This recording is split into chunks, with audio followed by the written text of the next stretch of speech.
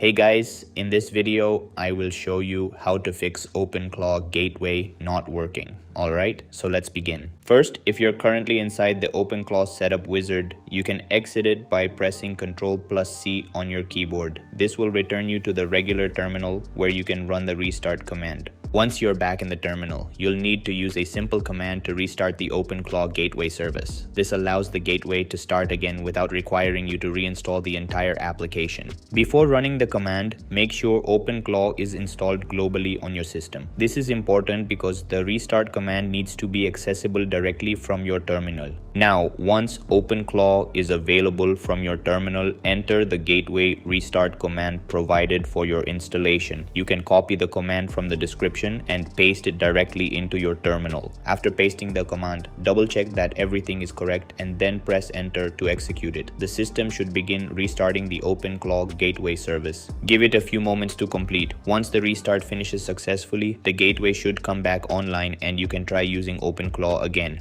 If the gateway continues to crash after restarting, you may need to check the openclaw logs or configuration for the underlying issue. Restarting the service can restore it temporarily, but it won't necessarily fix the cause of repeated crashes. And that's it. So that's basically how you can fix openclaw-gateway not working. So that's all for this video.